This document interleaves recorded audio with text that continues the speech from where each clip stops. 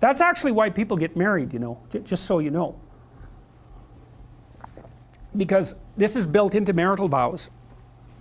I'm not leaving. Ever, no matter what.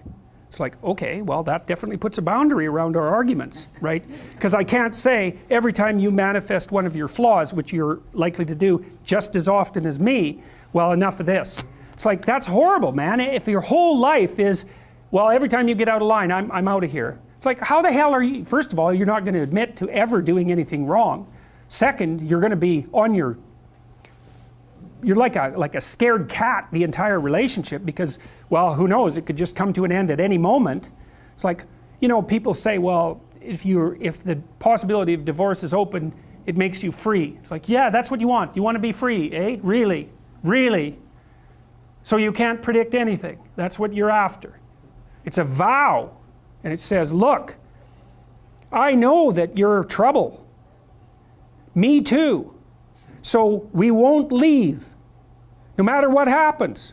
Well, that's a hell of a vow, but that's why it's a vow, right? That's why you take it in front of a bunch of people. That's why it's supposed to be a sacred act. It's like, what's the alternative? What's the alternative? Everything is mutable and changeable at any moment. Well, go ahead, you live your life like that and see what you're like when you're 50. Jesus, it's dismal. 2 or 3 divorces, your family's fragmented, you've got no continuity of narrative.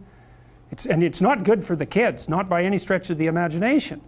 And so it's a form of voluntary enslavement, I suppose, but it's also equivalent to the adoption of a responsibility. And there's more to it than that. If you can't run away, then you can solve your problems. Because it might be, okay, well, I'm stuck with you. So how about we fix things? Because the alternative is we're going to be in a boxing match for the next 40 years. That's the alternative.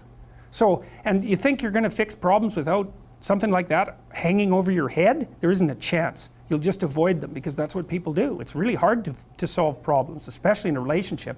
We're having a fight and I find out that it's, you know, because you were abused by your uncle when you were 5 or some goddamn thing. You know, it's like, it's very frequent that that sort of thing happens. There's your partner is, you know, manifesting some weird anomalous behavior. You just can't make heads or tails of it. It doesn't seem related to what you're doing at all. They don't want to talk about it. And so as soon as you bring it up, they get mad. And then you bring it up again, they even get madder, and they tell you that they're not going to talk about that or they're going to leave. And so maybe you're really, really persistent because you're kind of a son of a bitch, and then they break down and cry, you know, and then they have this horrible memory that comes flooding forward that's completely, you don't know what to do with it, and then you have to sort it out. It's like, you think you're going to do that unless there's a good reason? You have to know, we better sort this out or we're going to be carrying it around for the next 40 years. That maybe is enough motivation so you'll actually try hard to solve a problem. It's a lot easier to say, well, sorry, we're not going there. But then, good, you'll have it every day, every goddamn day for the rest of your life.